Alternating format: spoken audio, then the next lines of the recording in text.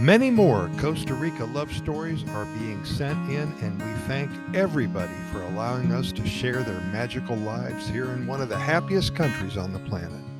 Costa Rica seems to be a venue for connecting two lonely hearts and including them and molding them into a lifetime of love, happiness, and dedication to each other. We are focusing on how this has happened for so many folks while either visiting or in transit. It's rather interesting to discover how people first met. Here's a few stories about how people fell in love here in Costa Rica. Bernie and Lillian, both from New York City. Bernie from Manhattan and Lillian from Queens. They're neighbors.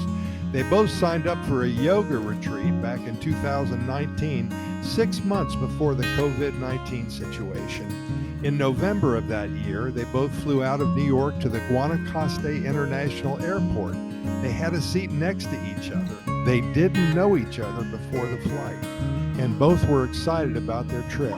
Nothing like flying out to a tropical beach setting and practicing the 7 basic yoga positions for beginners. They both were in their late 60s, retired, widowed, and needed a break from New York City. After 6 days in Costa Rica, they formed a bond, and now they're married and living in New York. The good news is that they are moving to Tamarindo in 4 months and will be stretching, posing, and meditating side by side forevermore. This is what awaits them both in one of the happiest countries on the planet, a match made in paradise. And Brian and Hasey, being an outdoorsy kind of guy, Brian has been visiting Costa Rica for over 10 years.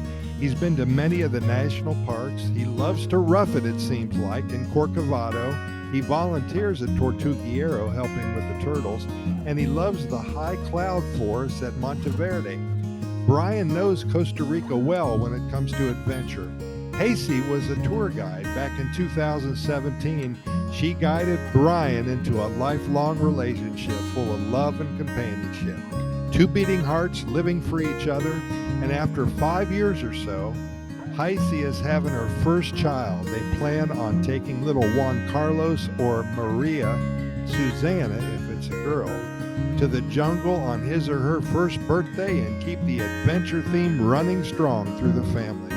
Again, another match made in Costa Rica. We wish many wonderful years for them all.